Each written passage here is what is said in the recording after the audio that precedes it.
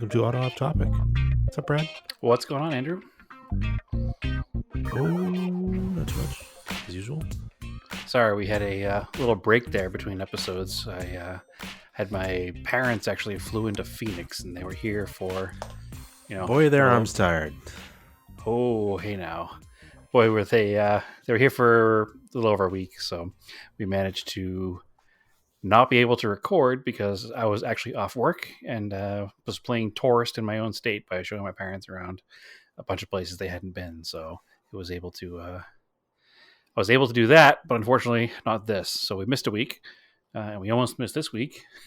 But here we are, Thursday night. We got a couple minutes to sit down and chat. It's a little bit late for Andrew, so I don't know how long this episode is going to be, but figured we'd get something out there instead of having 2 weeks of no content, right? Yeah, and conversely, if you're listening to these all at once, you've had no break. That's true. And also, why did you wait?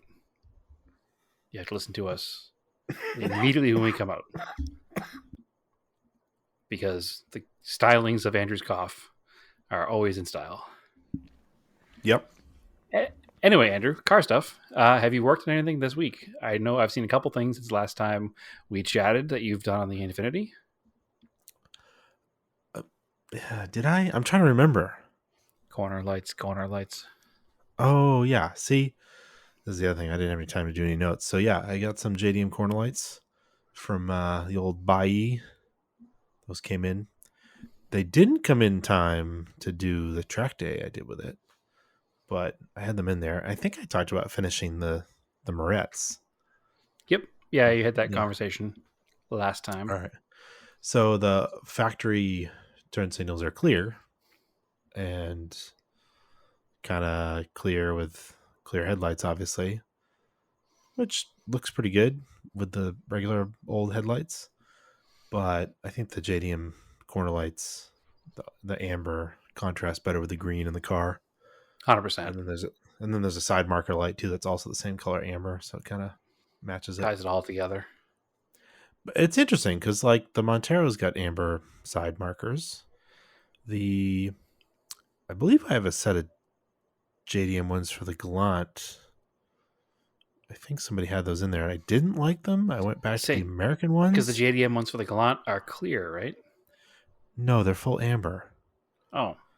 The US ones are half and half. Oh, right. That's weird. So it's weird that there's no law about that. Well, I wonder why they have them different in different countries. Because there's some cars that the American market ones are all clear, and some cars they're all yellow.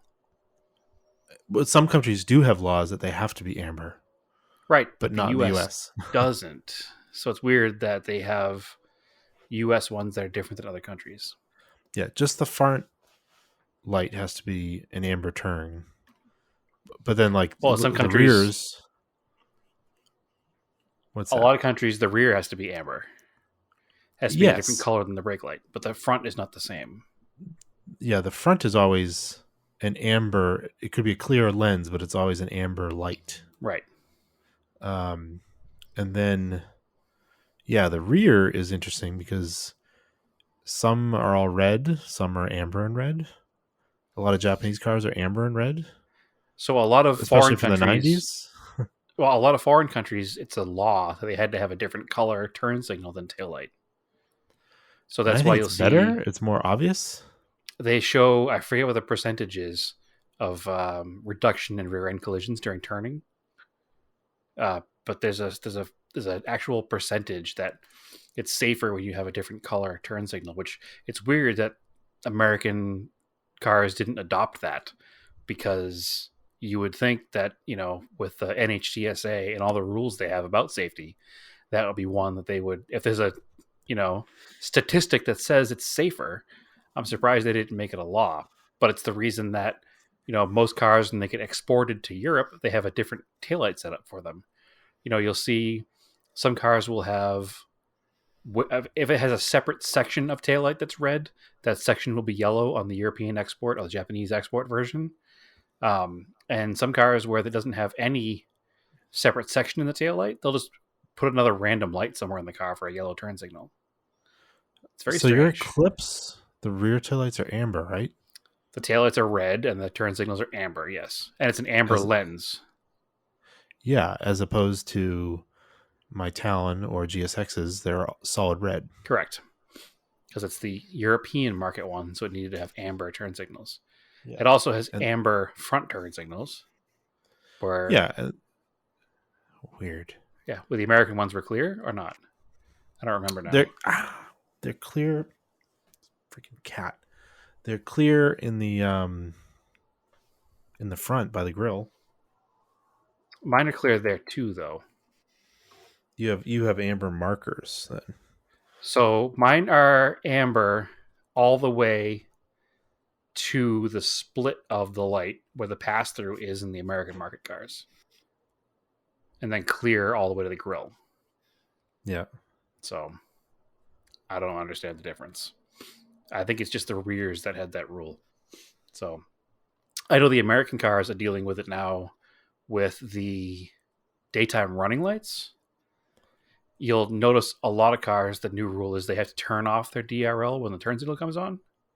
Yes. So it makes it obvious that the turn signal is blinking because some of these DRLs, especially the LEDs and the laser lights, are so bright that when the turn signal was on, you couldn't even see it. Yeah, my Volkswagen does that. Yeah, it's Which kind also of has red taillights. All red. right. But if it was sold in Europe, it would have a yellow light somewhere. Yeah, just make one taillight. Right. Doesn't make any sense. It's not like an all red taillight is a significantly better styling piece. I don't think. I don't know. Maybe it is. Maybe it's that whole the grass is always greener on the other side. Like we're like, I don't care. Amber taillights are fine. And some in Europe is probably like, man, I wish I had all red tails. Yeah. I know Canada was trying to pass some law to prevent people from driving around without headlights on. Like not so you couldn't have manufacturers can't make a light up dash if the headlights aren't on. Right. Which Which I, which I I noticed like my Volkswagen does that. Only the if the headlights aren't on, only the needles are lit up. Everything else is dark. So it's okay. obvious that your headlights aren't on. Well, I remember getting pulled over in your um, Evo once because I was not used to a car with DRLs, and your dash lights were on all the time. So I drove away, and the DRLs were on. So to me, the headlights were on and the dash lights were on. So I was like, "Oh, everything's on. I don't have to do anything." But I didn't have lights on, and we got pulled over. Remember the time that happened? I was driving your Yeah, but car. I was driving it. I thought I was driving it. No, I was driving it. Oh, I remember that whoever was driving it gave them the cop their debit card instead of license. Was that you? Yes. Okay. I thought it was me for some reason, but it's so long ago. That makes sense. Well, it I tripped him out too because I realized what happened after he had pulled me over, and I turned on the headlights, Right. and he's like, "Wait, your taillights are just not working. Now they're working." Right. That's what happened. And then he asked for your license and you gave him your debit card. And we all made fun of you for trying to bribe the cop. Yeah. Okay. It's weird. I just did a quick Google search on amber taillights because I remember there was an article I read recently about it. And for some reason, when you Google just the word amber taillights, every result that comes up is for a Mustang. That's weird. Yeah, it's very weird. Mustang forums, pictures of Mustangs. I don't understand why. Because I literally just read this the other day and I was looking for the article I read and I couldn't find it. But yeah, here's that quick article where it talks about them having to be amber. Amber wins over red without less dramatic. Facts. There it is. In 2008, the NHTSA released findings that amber yellow turn signals are 28% more effective at avoiding crashes than red ones. Yeah. So, Because red is always stop, right? correct. So if you see amber flashing, you're like, wait, that's different. And the weird thing is that, or the crazy thing is that if you're sitting and you can only see half the car and the red taillight is blinking, you don't know if it's actually like, is it a turn signal or is the person like on and off their brakes sometimes? So, especially where people don't turn the turn signal on until like the last second and only blinks 2 or 3 times.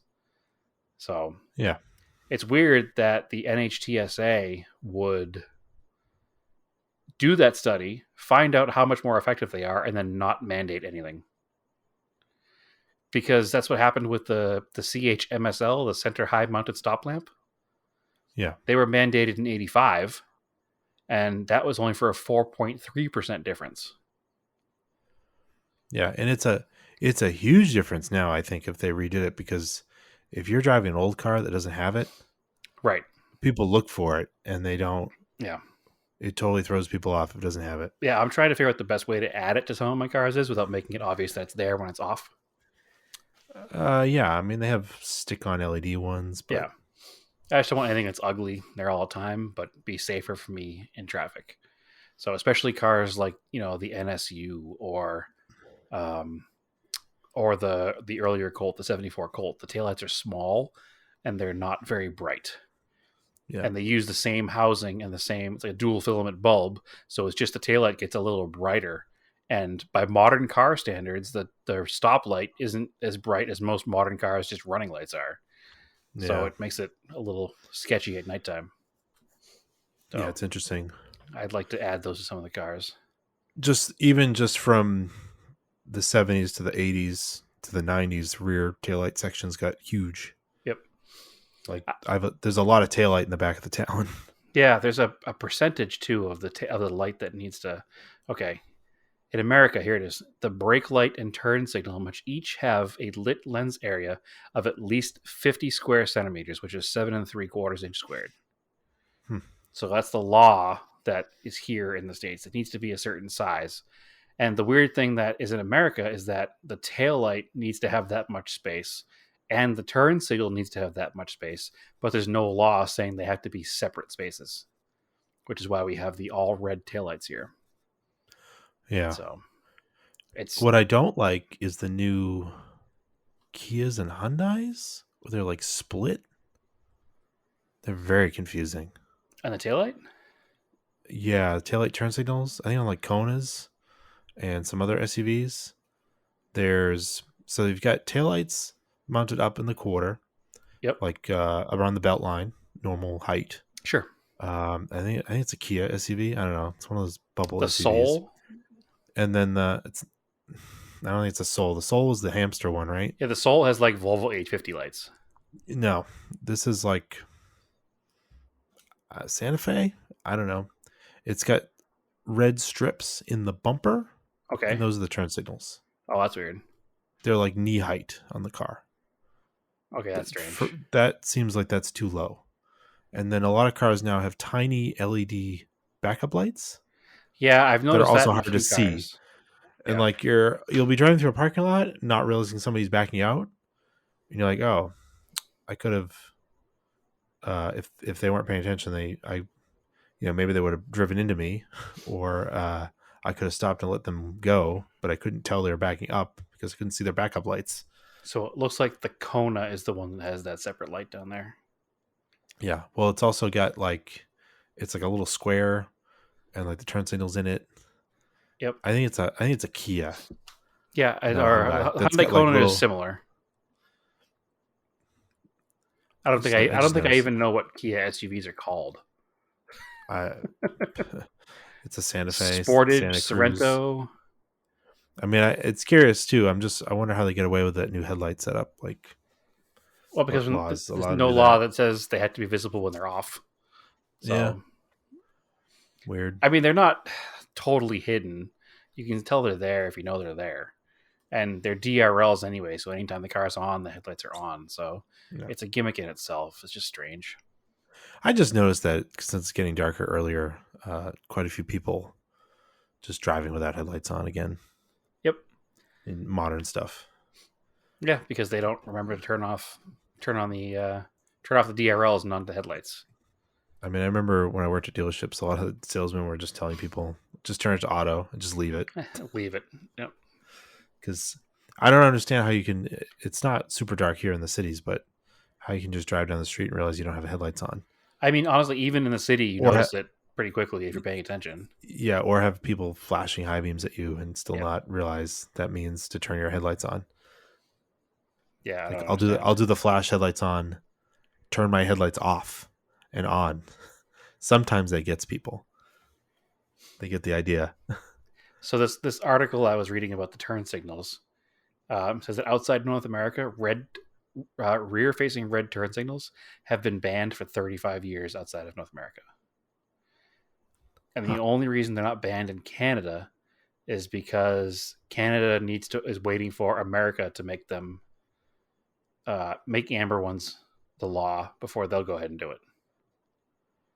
But you can just release a car with amber ones and it's fine. There's no law that says it needs to be all red or it needs to have amber. It doesn't matter in the US or Canada.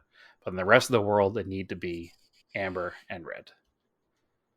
So, Weird. yeah, it's very strange.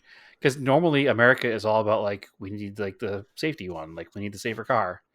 But you would think that manufacturer just released one taillight. Wouldn't that be easier? You think it'd be cheaper. Weird. Yeah, you think it'd be cheaper, but it's not. The other weird thing, though, is that in America, in Europe, they have the rear-facing fog light, which is another part of the reason they don't allow red turn signals, because then the fog light would always look like a turn signal. And Yeah. I remember, I've had a car with a rear-facing fog light that was built into the tail light, and if you turned it on, people would tell you that you had a tail light out because they assumed that the one on the other side was supposed to be on. And I think a lot of them switched to a dual setup. Interesting. Another thing I'm reading too is that some countries accommodated U.S. cars by allowing reverse lights to be amber or white,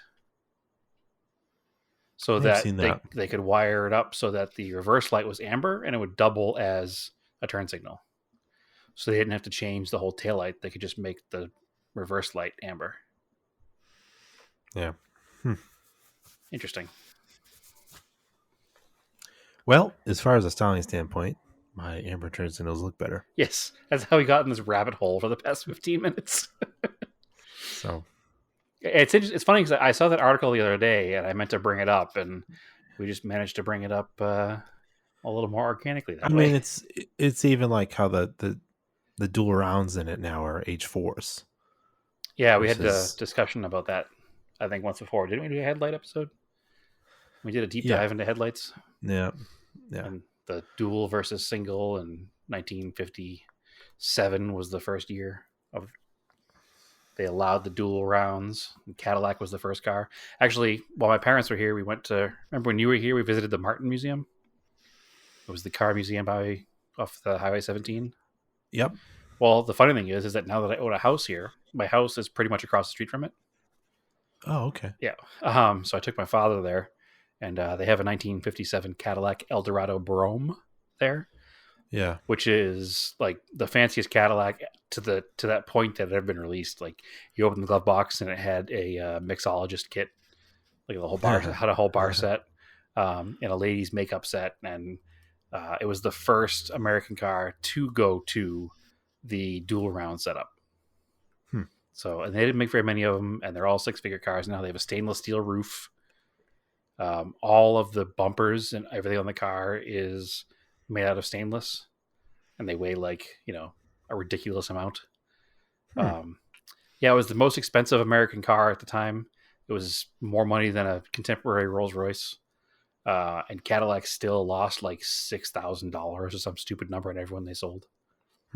So it's a wild car, but they were the first ones to adopt that dual round headlight. So a standard of the world. Yep, they're trying to be, or said they were anyway.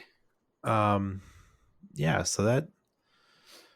Oh, the other real European thing I think we kind of talked about. I've got city lights in those Morettes. Yep.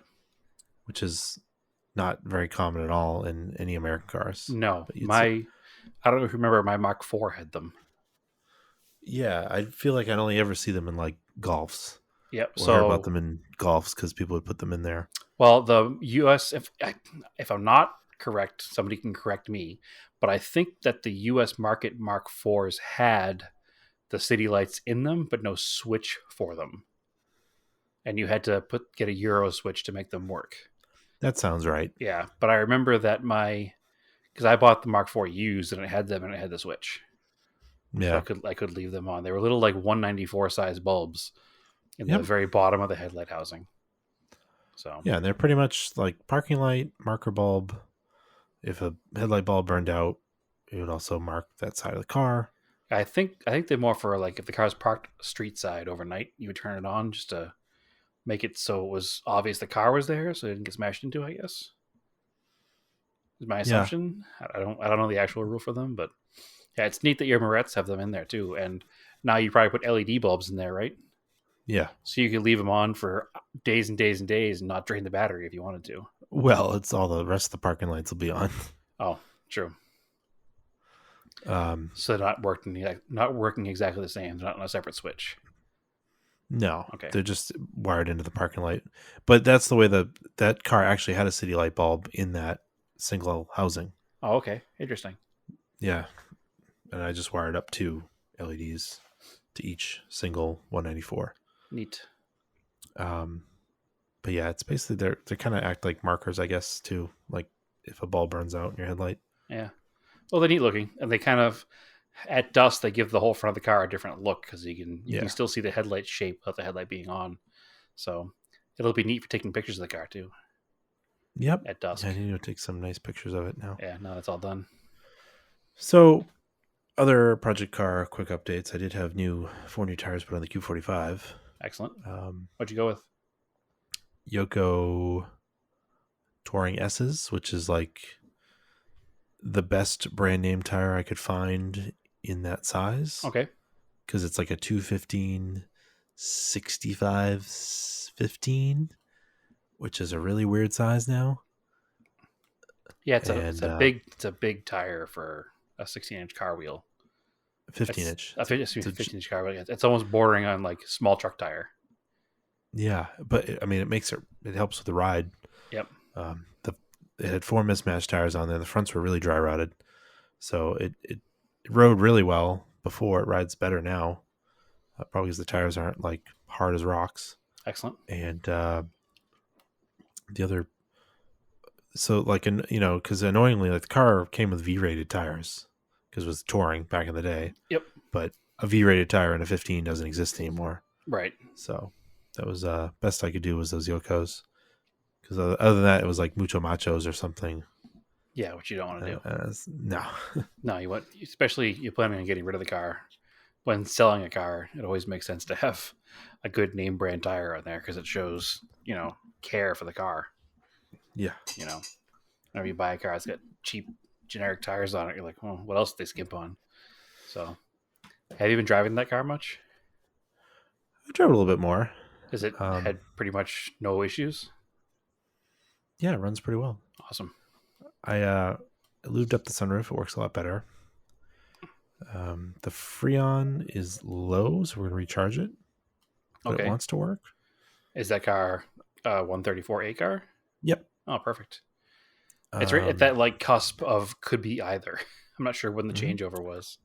And then unfortunately, the driver's side rear door window regulator, I don't know why it doesn't want to work.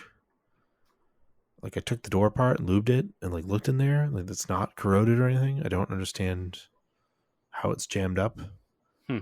but it just doesn't like to go up and down very easily. And I'm just gonna sell it like that as is. Yeah, It's not you a huge can't deal. spend too much time fixing everything.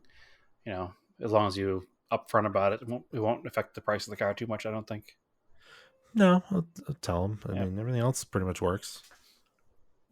Yeah, it I looks like think the big 134A started to be used in 92 and was standard from 94 on. Yeah, I So, think it's biggest culprit against that car was that it wasn't driven enough. right. So using it It just, is doing wonders for it. yeah. I cleaned it a bunch, pressure washed the engine. There at some point there was some ice in there. I tried to vacuum out the valley of the engine. Yep. It's hard to get in there. I tried to blast some of it out. I'm gonna have to blast it out with air because I don't want to blast it out with the pressure washer. You don't want to load up too much water in there. Yep. So now the only problem is when it gets a little warm, it kind of smells like mice. Right. So like I want to clean it once again, Yeah, but it's not ideal. Maybe clean it once again and then run some Frigifresh or something through the vents, the exterior air vents into the cabin to make sure it just No, gets. that smell is fine. Oh, okay. Just under the When you're hood. standing outside the car and the engine is warm, That's when you smell it. it smells like mouse pee because it was all in the valley of the engine. Okay, that makes more sense. Yeah. As long as it's not in the car, then nobody will care. No, no. Inside the car smells nice. I used some nice leather cleaner in there. Looks minty. I cleaned it all. I threw a coat of wax on it. I don't think I did this before the last podcast. Nope. Um, yeah, pressure washed it. Quick coat of wax. I didn't shine the tires because I was replacing them. Scrubbed the wheels really well. Wheel acid, those really came back. It was cool. I found I totally didn't even think of this. It's got the BBS wheels on Okay. it. And I was in the trunk and I lifted up the carpet. Original spare. Everything's in there. There was this like hex tool. And I was like, oh, I know what that is. The center lock. So unlike my HREs that unscrews, the center lock is like a cam. So you use the tool and turn it to the left, and it just pops the center cap off the wheel. So there's no like other hardware to attach it. That's how you get to the lug nuts. Okay, that's easy then. Yeah. But like it didn't even dawn on me that you would have to take it off to get to the lug nuts for some reason. So, but Awesome. so yeah, it was pretty cool. It was in there. I didn't have to like find it. Well, I haven't done a ton car wise because again, my parents are here. We went to a few car things. I did 4 till 4 with my dad and the local Saturday night show I did as well. But I did get a transmission for the Mustang. Oh, that's cool. Yeah, yeah, super pumped on that. Um, we've been looking for a while. They've eluded us. We were ideally looking for a T5, 5 speed versus the 4 speed that was in the car, but would have taken a 4 speed if it came up first. Unfortunately for us, it did. 5 speed came up first. So after like 4 or 5 different ones, we finally found somebody who didn't flake on us like last minute to buy the thing. It was super cheap as well. We ran the numbers from the tail shaft, and it's out of a 1990 Mustang 5 liter. So it's perfect 5 speed for the older car. I went and actually picked it up before podcast tonight, actually. So just got it. Super excited because now we have the engine and transmission, and we can get them all cleaned up, put together, assembled. And the only thing I need now to buy, other obviously than the mechanical parts like a clutch, is a flywheel. Not a flywheel. I need that too, a flywheel and a clutch. But I need to buy a bell housing. I But was gonna say, how does it bolt up? but thankfully, the bell housing is something I can just buy from a catalog. Like I Yeah, don't need so to it's search junkyards for it. So basically, you tell the Mustang parts company that okay, I have a 74 block and I have a T5 from a 1990, and they'll have a bell housing that mates those two together. all right, cool. So it should work And spectacularly, hopefully. that'll be a hydro clutch or a cable clutch. I can go either way. The car is a cable clutch in the factory, so the bell housing is how you make that change. So I'm going to keep it a cable clutch. Yeah, it's probably easiest, So and it's as long as you keep it away from the exhaust, it'll be fine. yeah, I remember I'm that's how they would pretty die on Fox bodies. It would somebody would change out the exhaust, and then it would get overheated and it'd break on you. yeah, I'm pretty sure I'll have to double check into it, make sure I'm not wrong, but I'm pretty sure that there's a conversion kit to keep it, the stock setup with the stock um, cable clutch setup. But there's also conversion kits out there that aren't too much money to convert it to hydraulic clutch, and that might make the car even easier to drive. So I'll have to look and see what the price difference is between the two. So I'm not sure exactly what Hmm. we're gonna do, but we'll make it work. And then with a 5 speed, do you have to change the drive shaft, or the drive shaft stays the same?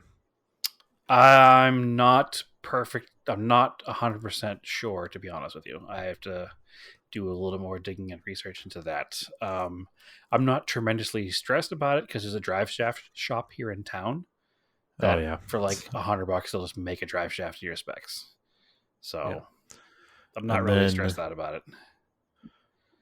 final quiz question. So the ratios in a 95 speed work well with whatever rear end is in that car. Yes, according to what I've read, it shouldn't be an issue at all. All right. So I forget top of my head what the rear end ratio is in that car. I did look it up before, um, and based on the numbers that I looked up before, it does work just fine with that 5 speed, and it makes that fifth gear like pretty much an overdrive. So the car Like doesn't, it should be. yeah, the car doesn't have super highway gears. It's like the middle of the road gears. They're not drag race gears, but they're not highway gears. So this will help out on the 390s or interstate. something. So I don't remember what the number is, to be honest with you. I have it written down. I broke down all the numbers when we first got the car here, and I just don't remember top of my head what they are. So it should all work together. Again, something I'm not tremendously concerned about because if you want to change the rear gear in a Ford, it's, $25 in parts. So it's not anything super expensive.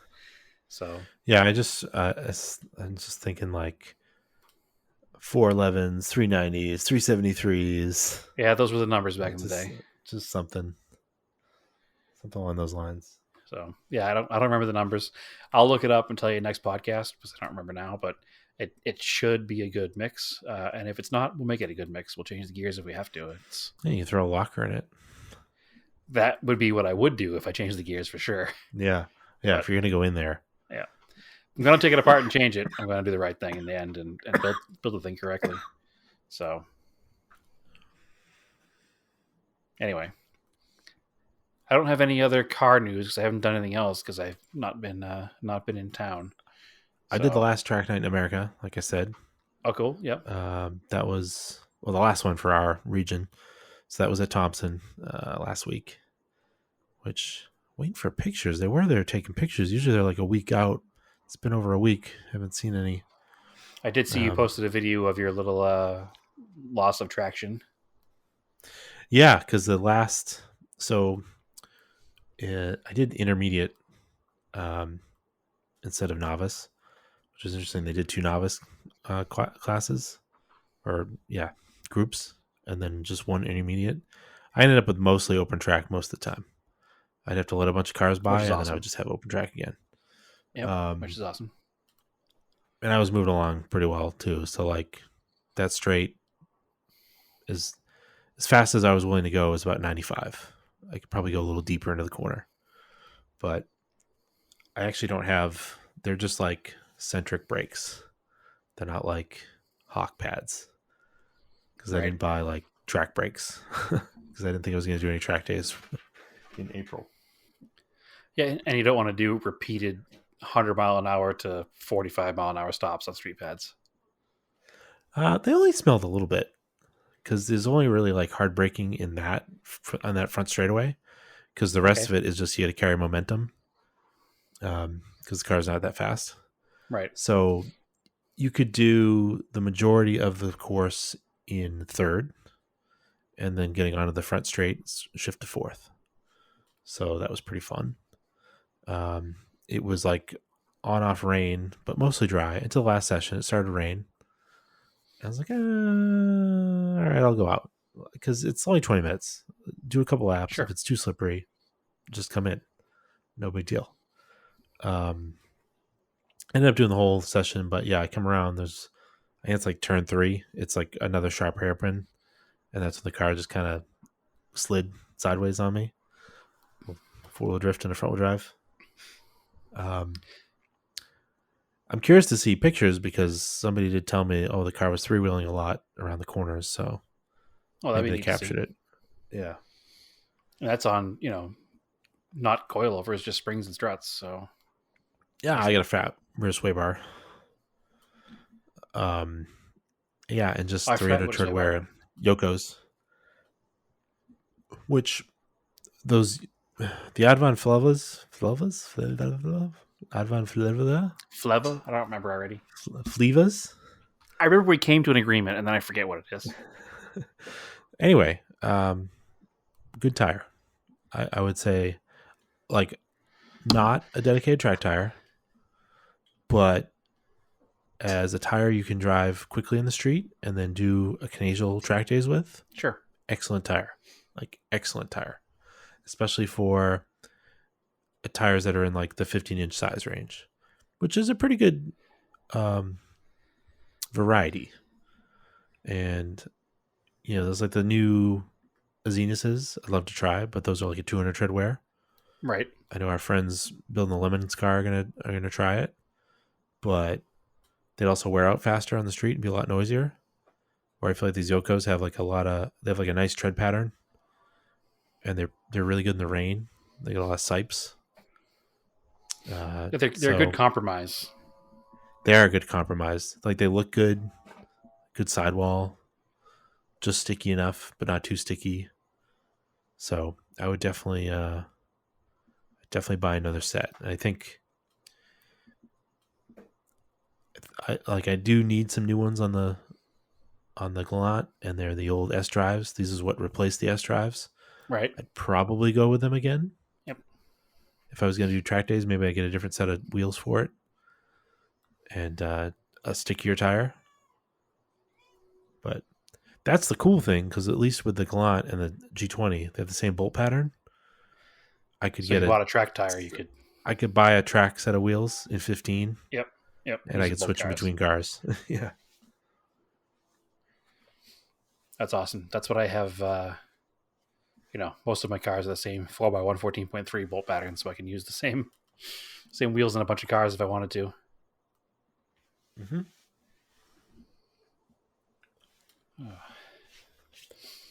Anyway, Yeah. one last couple events. Yep. You get events coming up? I get events. This weekend, Japanese Car Day Cool. at Lars Anderson, Sunday. Same Sunday is the last Southern New Hampshire Cars and Coffee. So I am going to Japanese Car Day instead, unfortunately, because they're in opposite directions. Yes, they are. You couldn't hit both. Yeah.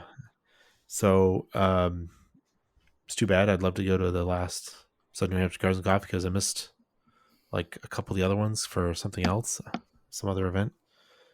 Yeah, every now and then those things just don't line up. Yeah. So I don't have any local events coming up here. I'm not doing anything big. I mean, I will be at 4 till 4 for Shakedown Saturday this weekend.